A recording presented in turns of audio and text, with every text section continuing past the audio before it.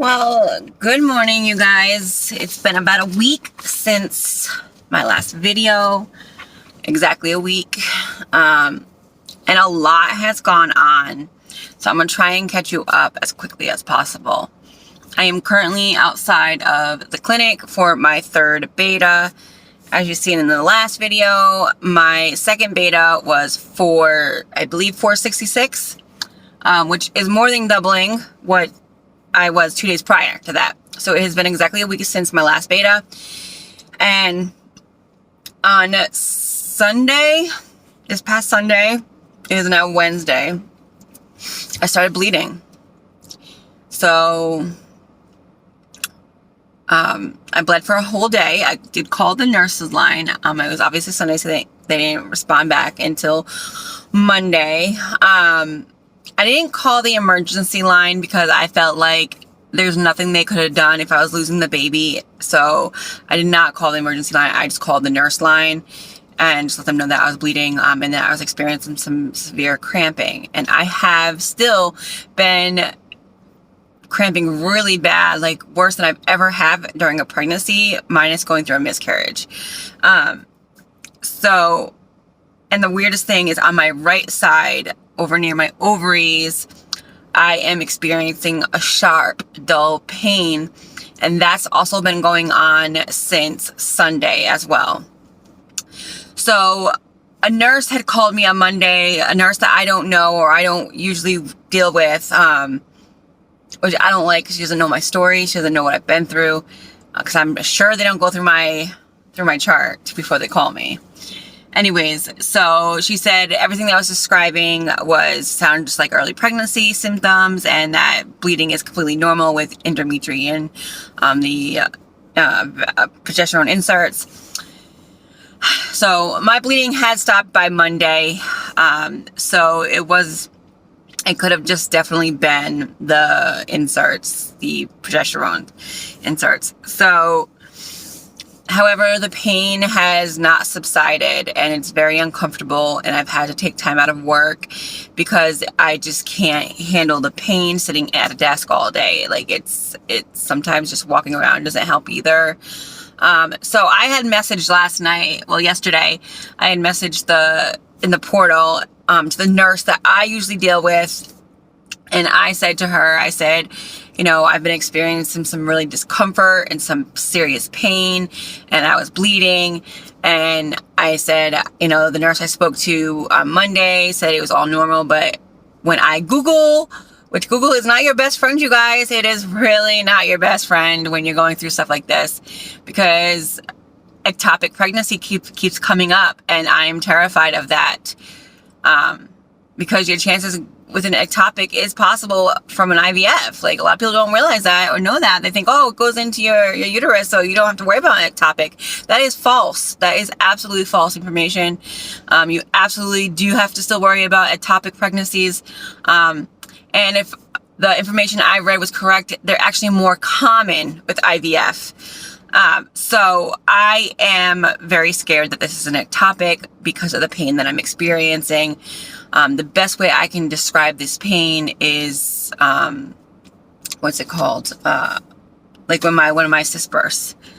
So that is like the best way I can explain this, pain that I'm feeling. For those of you that do have PCOS and have, whatchamacallit? Oh my God, my brain is just all over the place right now. If you've ever had a cyst burst, you know exactly how I'm feeling. Women with PCOS probably experience it more. Anyways, so that's my story. And now I'm currently waiting. I am here super early. I have my beta at 8:15, and then my nurse absolutely put me on for an ultrasound to make sure that this sac is where it's supposed to be, because it's so early. I'm only 5 weeks and 3 days, so this sac, it won't be a fetus yet. It's still technically an embryo. So I just want to make sure that it's where it's supposed to be, because I don't know what else to do with this pain. And I'm going to address it when I see her too. It's not my doctor, it's a different doctor, but I just have to address it because it can be crippling. So and very scary to poop. So that appointment's at 8:30. So they're like 15 minutes apart. So we will see how this goes. But I'm very nervous, but excited at the same time. I have told some family members and my mom. So when it comes to the reveals, you guys will own, I don't know what I have put out this far. But I've recorded my mom's reaction, well, my parents' reaction, but I'm choosing not to upload it because I guess when you have so many losses, no one's really excited for you anymore. And it's sad. So they tried to act excited, but you can see right through it that it's fake as shit. So my mom was just like, oh, okay. So I chose not to record anybody else's reaction, and it was right. I shouldn't have. So I didn't. Everybody else's reaction just kind of was like, okay, here we go. We'll try this again. So, yeah. That's why you're not going to really see anybody's reaction. Is because it wasn't a happy one. It really wasn't exciting, happy reactions. I mean, people said congratulations and, hopefully this is the one and we'll be praying for this baby. Like, that's what they, and I can't be mad about it. I'm sad about it, but I can't be mad about it. When you've gone through as many losses as I have, it's hard for anybody to get excited, including my husband, my daughter, myself. I'm trying to be connected to this baby and excited, but trying to also be cautious as well. So I will let you know what happens with these appointments. I'm wishing for the best, you guys. So I'll see you later. Hi, you guys. So before I go to bed, I want to end my day with you guys and kind of give you an update. So I went in for my blood work, my beta, which, let me tell you what number was. It was 7,338, I think. I'll put it up here if I was wrong. And that was amazing because we expected around 5,500. It should have been around 5,500, but it was 7,000. So excited when I got that number. My progesterone, my estradiol, those were all fine. My levels were fine. And like I told you, we went in to do an ultrasound to hopefully see something and pray that the baby was not in the tubes. And I'm happy to report that the baby was not in the tubes. It is all nestled where it's supposed to. And so I got its first picture. See that little white speck? That's the baby. You can't really see the yolk sac because it's very, very small and very light. But that is the little baby. So this is the first photos. And so this measured. So they measure the sac itself and the yolk sac within.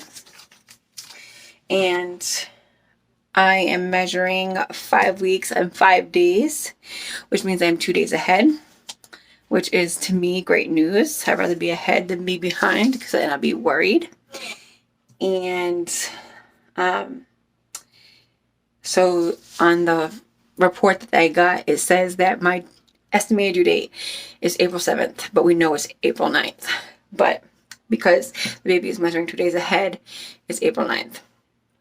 So good, all good news, all good signs. No, there was no heartbeat, you guys. It's way too early. The only downfall is my next appointment isn't for a week and a half. I have to wait a week and a half for my viability ultrasound. So I'll be 7 weeks in 1 day on my ultrasound, my viability ultrasound. So we have to wait to see this little nugget again. And I'm praying that there's a heartbeat next time. Because that's like everything.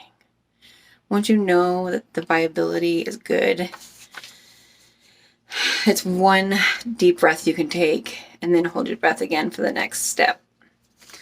So today I got to exhale because the baby's where it's supposed to be. But now I gotta hold my breath again for a week and a half and hope this baby has a heartbeat. So I'm very tired. But yeah, I'm excited too. So I pray because I feel like this is it for us. But then I also have the fear that this is not it for us. So I have all these emotions, but right now, the emotion I'm going to carry upstairs and go to bed with is that this is our take-home baby. This is going to be it for us. So I'm praying. I hope you guys are praying for us as well. And let's take home a baby. So you guys have a good day. Good night. Good day. Adios.